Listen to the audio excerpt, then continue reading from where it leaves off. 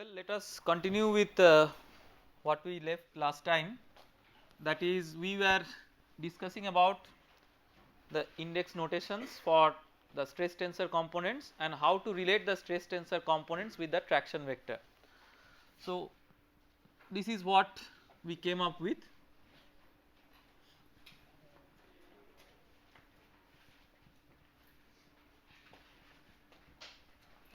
We are not writing the summation notation because as I told that if you are having a repeated index there is an invisible summation over that.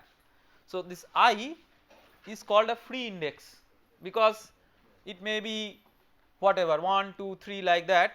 So, being in the right hand side and in the left hand side, in the right hand side only once, this is like free, but j is a repeated index and therefore it is a dummy index. In place of j you could write k, l, m, n whatever, it makes no difference, but whatever is this I should also be the same. So, this index and this index they should correspond, and we also showed that tau ij equal to tau ji. Therefore, we can also write this as tau ij nj, which is the corresponding form of the Cauchy's theorem by taking the moment balance into account. We will also discuss about some of the alternative notations because in textbooks different textbooks have different notations, and of course the index notation is the cleanest one and I would say that most convenient one to use, but we will also look into the alternative ones. So, when you have this tau 11, tau 22 or tau 33, these are special components of the stress tensor. What do these represent? Normal components of the stress.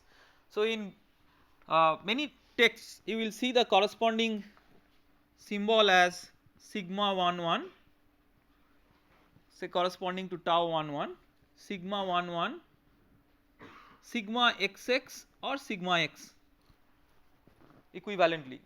So, there should ideally be two indices, but since both are repeated sometimes text omit the repeated one and just use one x. So, sigma x, perhaps this is the original symbol that you learned for the first time when you were learning the mechanics. So, but tau or sigma with two subscripts would be a more convenient and a more fundamental notation. So, if you have for example tau 12, then in that xy notation you can also write it as tau xy. So, always remember 1 for x, 2 for y and 3 for z. So, that should correspond to any symbolic notation that you have in the book, whatever book you are following and whatever notation that we are going to use in the class. Of course, we will try to use all sorts of notations in different contexts so that you feel comfortable with the general notation that is used in different places. So, what we sum up from the discussion on the stress tensor is that the stress tensor has different components. We can clearly identify which are the normal components. The normal components are the components which are appearing in the diagonal of the corresponding matrix representation. There are off diagonal components which are like so called shear components.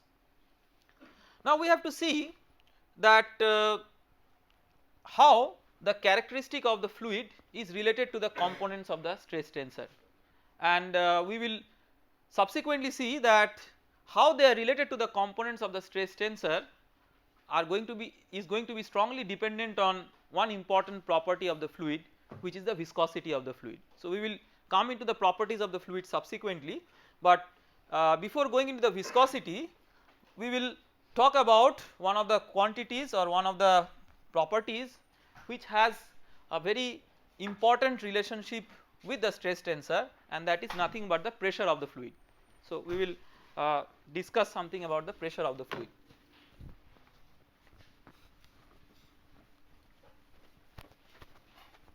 Whenever we start discussing about pressure of a fluid, we generally start discussing about fluids at rest. This somehow gives a misunderstanding to people that pressures are quantities very relevant only to fluids at rest.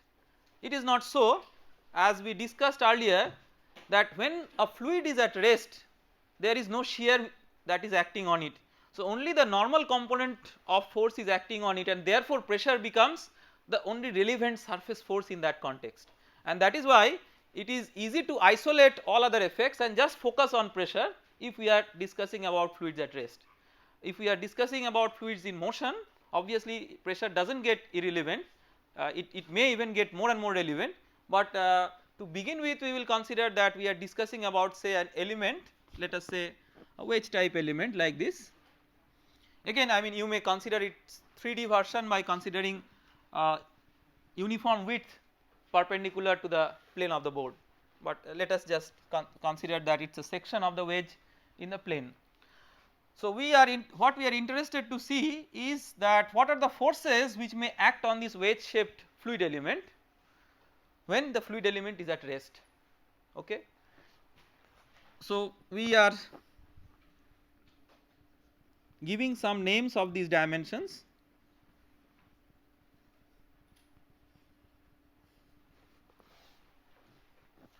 Let us say this is delta L,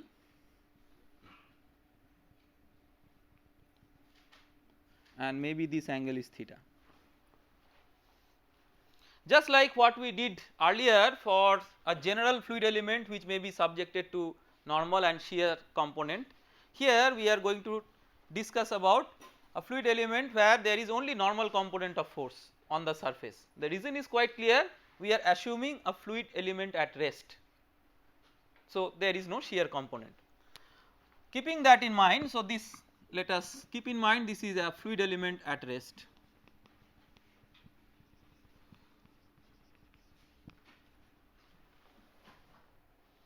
We will later on see that even if the fluid element is not at rest but internal deformation is negligible, but the fluid element is moving like a rigid body, then also similar considerations may be valid, but for the time being we consider it at rest. So, we are identifying various forces which are acting on the surfaces and the volume, the surface force and the body force. So, fundamentally we will treat any mechanics problem, continuum mechanics problem, in terms of the forces as a collection of body forces and surface forces, which we will try to keep it in either static or dynamic equilibrium. So, for surface forces we will first consider say the force on this surface, so a normal force, and pressure by nature is acting normally inwards, like the term pressure, by that we qualitatively understand, intuitively understand, it is something which tries to compress the element. So, it tries to act inward to the surface. So, whatever is the outer fluid element that is trying to apply a normal reaction, it is like a normal reaction, but the normal reaction is inward always. So, it is trying to pressing it, trying to press it, so to say. So, what will be this? This will be, let us say that we do not know whether pressure will be different along x, y or z. So, this is a pressure along y. So, we call it say Py. When we call it Py, this is the force per unit area, all of you know about that, and this multiplied by say delta x into width say 1 is the total force. Similarly,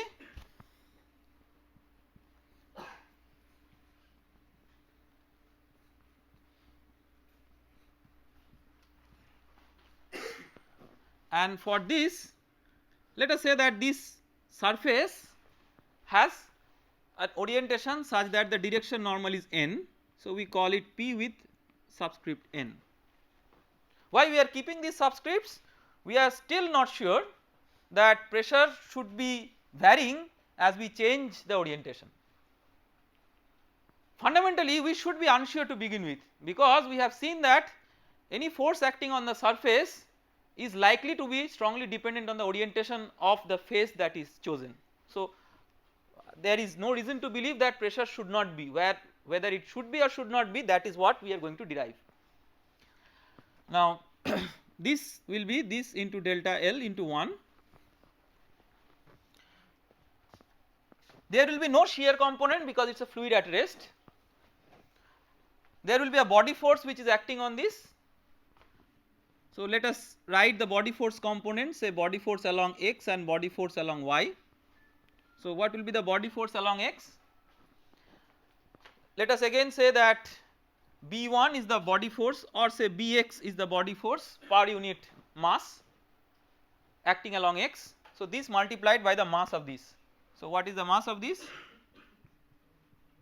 So this is like a triangle, so half base into altitude, that is half into delta x into delta y into the width, that is the volume, that multiplied by the density is the mass, then Bx is the body force per unit mass. So this is the total body force which acts along x. Similarly you have total body force that acts along y. I am not repeatedly writing it just to save time. And so we have written all the forces. The resultant force, if we write the force equilibrium, resultant force along x is equal to the mass of the fluid element times acceleration along x. Well, when we say acceleration along x, your general idea would be that we are considering a fluid element at rest. So fine, let us first consider fluid element at rest. So if we consider a fluid element at rest, the right hand side is 0 obviously, but we will see that whether the effect of right hand side is there at all or not. For that first let us write the left hand side.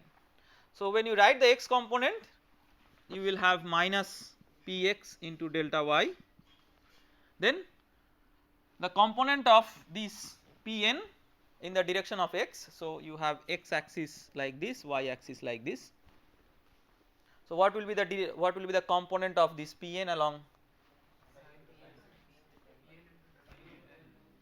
So Pn into delta L into sine theta, then plus there is a body force component along x, so half delta x delta y rho bx, that is equal to mass of the fluid element, so delta x delta y half delta x delta y rho times acceleration along x. Of course you can write delta L sine theta as delta y, right. So we will make this simplification, in place of this we will write delta y. Remember, just like we in the last class tried to find out expression for the stress tensor components and traction vector in terms of stress tensor components at a point. So here also we are interested to do that, so that we want to shrink the size of these as in the limit as delta x delta y all tending to 0. So we will see what is the consequence of delta x delta y all tending to 0. So if you take that limit, then what happens, let us see that limit. So if you take that limit as delta y tending to 0, this will be 0, so our limit is delta x delta y tending to 0, this will be 0 tending to 0, these are tending to 0, so you can cancel delta y in all sides, that means this you cancel, this you cancel, this you cancel, this you cancel. So what is left, you have minus px plus Pn plus half delta x rho bx is equal to half delta x rho ax, right. So when you take the limit as delta x tends to 0, then obviously this term goes away and this term goes away. Therefore you get Pn equal to Px irrespective of whether this is accelerating or not. This is a very very important concept, because in your high school physics you perhaps have done the same thing, but assuming that it is at rest, and that might create a misconception that this will not work if it is moving like a rigid body with an acceleration. And if you see, it does not matter even if it has a body force. So even if there is a body force that is acting, still this equality is valid. Similarly, by considering the force equilibrium along the y direction, it will follow that Pn equal to Py. So, as a conclusion we can say that Pn is equal to Px equal to Py, which means that we are talking about a quantity which does not sense the direction. So, it is insensitive to the direction and it is acting always normal to the surface on which it is being evaluated. So, this quantity we call as pressure. So, we there, since it is index insensitive or direction insensitive, we can just call it without any index, and therefore unlike the general stress tensor, it is not a tensor, because a second order tensor requires 2 indices for its specification, you should remember, whereas this requires no index for its specification. So, of course it is a tensor, but tensor of order 0, so it is more easily termed as a scalar. So, you can see that although force and stress and pressure both are expressed in terms of force per unit area, mathematically and fundamentally their characteristics are somewhat different, and that we have to clearly remember whenever we are discussing about these two related terms. There are more involved concepts on pressure which we will come across subsequently. One important concept is that there are two terminologies involved, one is called as mechanical pressure, another is called as thermodynamic pressure.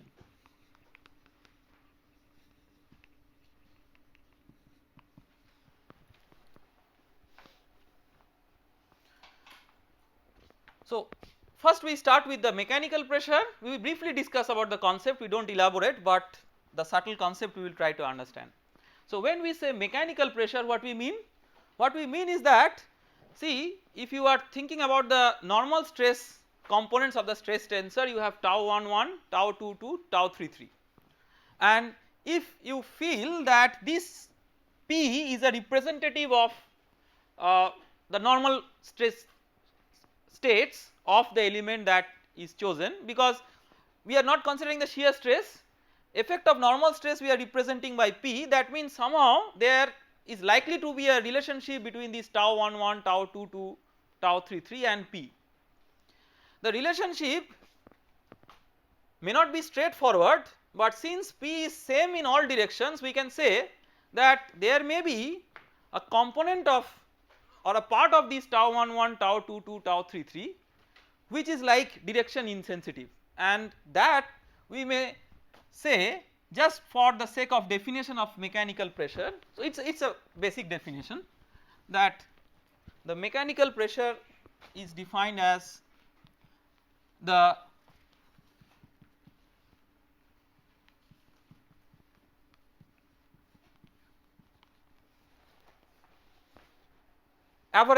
arithmetic average of the three normal components of stresses with a minus sign.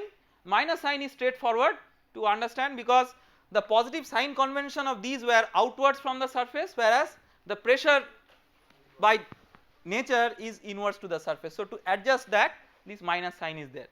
So, this is also called as something like a hydrostatic component of stress. That means you are assuming that it is like it is representative of a state of stress where it is represented by a quantity pressure which acts equally from all directions. So, it is as if like a fluid under rest that we are considering. So, any state of stress which deviates from this hydrostatic part is known as deviatory part. So, that is what is something which deviates from a hydrostatic state of stress. We will come into the details of these concepts later on whenever we are going to discuss about the equations of motion for viscous flows, but this is just an elementary definition of mechanical pressure. Now, when we talk about pressure, actually we are not really referring to this mechanical pressure always fundamentally, because whenever we talk about pressure, think about, say you are talking about pressure for gases, you always relate pressure with density and temperature through an equation of state. So, pressure from a thermodynamic point of view is something which satisfies the equation of state through the density and temperature. For an ideal gas it is very simple, for non-ideal gases it may be a more complicated equation of state, but still equation of state is something which relates pressure, density and temperature in some mathematical form. So, thermodynamic pressure is that pressure P which will satisfy the equation of state. Now, the question is the mechanical pressure going to be equal to thermodynamic pressure or not? So, what is the fundamental mechanism that will dictate that whether they are equal or not? Say there is a bubble, inside the bubble there is a particular pressure, density and temperature. Now, you are making the bubble to fluctuate its frequency of formation, that is the bubble is changing its state very fast. So, what will happen? There will be a particular thermodynamic pressure, density, temperature, suddenly you are changing its state to a new state, new pressure, density, temperature. So, in that way say the bubble is suddenly expanding and contracting like that, and it is doing it very fast. Once it is doing very fast, the change is not so easily adjusted. So, the system requires at least a threshold time to adapt itself to the change and make sure that it has its mechanical pressure which is like a kind of pressure that acts equally from all directions, same as what is dictated by thermodynamic state. So, thermodynamic state is a change that imposes a kind of disturbance to the system requires a time to attain equilibrium, so that it will eventually have mechanical pressure equal to thermodynamic pressure, and therefore we generally do not distinguish between mechanical and thermodynamic pressure, we say that it is just a pressure. But if the change is so fast that the system at intermediate states does not get enough opportunity to attain equilibrium, so that whatever change is in the thermodynamic state the system does not get enough opportunity to adjust to those subsequent changes, and then in such cases you will not have mechanical pressure equal to thermodynamic pressure, but those are very rare cases. So, for most of the practical engineering applications the changes are such that those changes will be adjusted or adapted to by the system in a way that you will have mechanical pressure equal to thermodynamic pressure, and therefore whenever we will be talking about pressure we will not be distinguishing the mechanical and the thermodynamic pressure, we will be just calling it as pressure. So, that is how we will be going about it.